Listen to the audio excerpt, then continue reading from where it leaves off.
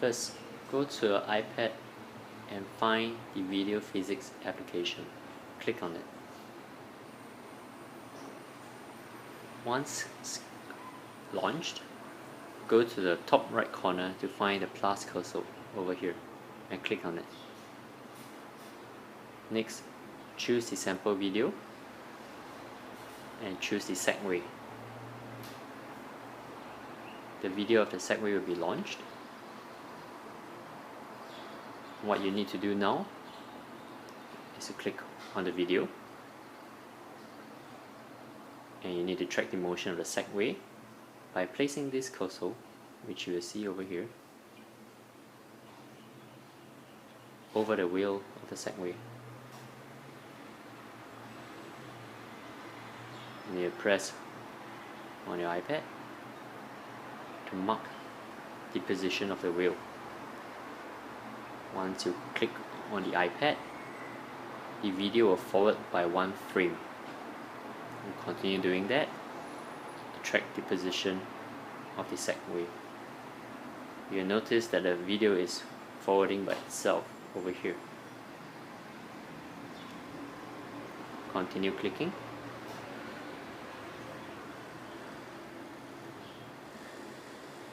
And you'll note that the Segway is moving forward. Reposition your cursor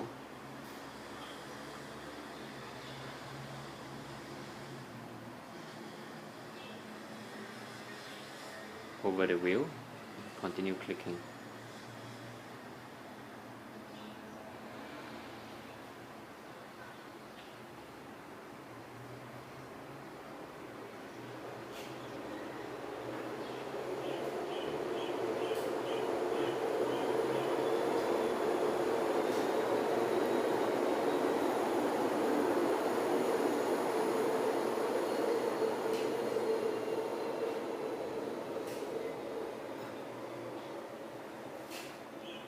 You continue doing this until the Segway is out of the frame of the video.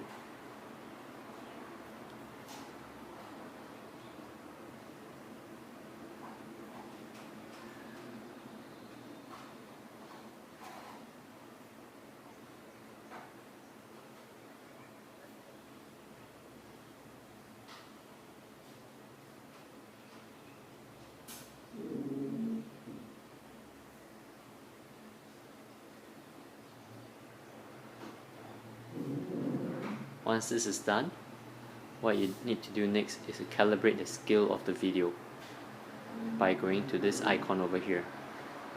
Click on it. So you need to set scale of a known distance.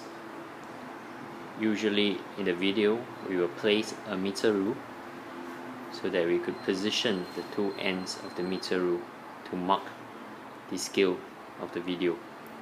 In these instances, we use the door frame over here to calibrate the scale of the video. You tap on the video, tap on the door frame, tap once more,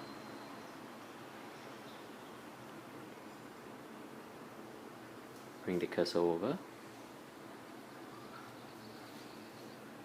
tap on one end of the door, move it to the other end of the door, tap on it. I assume that the door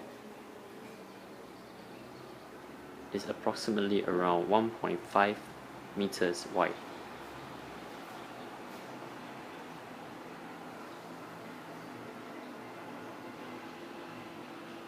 Once you are done calibrating the scale of the video, what you need to do is to position the coordinates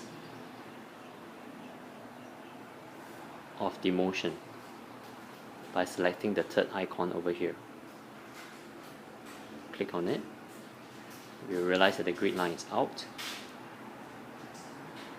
Move the origin of the axis to the starting point of the Segway, the first dot. There you have calibrated scale of the video. or the motion of the object. What you need to do next is you go to the top right corner and you see this graph button over here and click on it.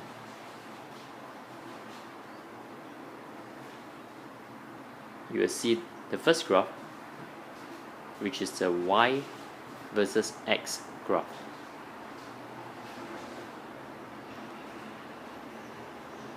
Okay, flip it over and you realize that there's two more graphs, which is the X versus time graph, and you have the velocity versus time graph.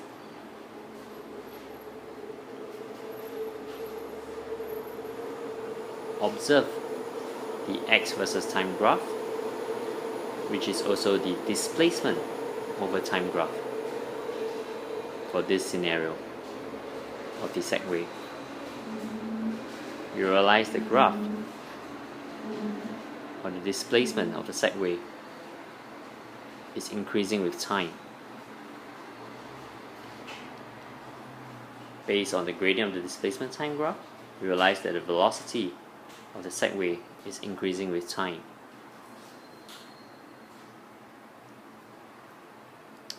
You can continue to swipe over to the next page, which will indicate the Y displacement versus time graph and the Y velocity versus time graph. This graph is not relevant for the Segway motion, but it will be relevant for the next 3 tasks that you will be doing.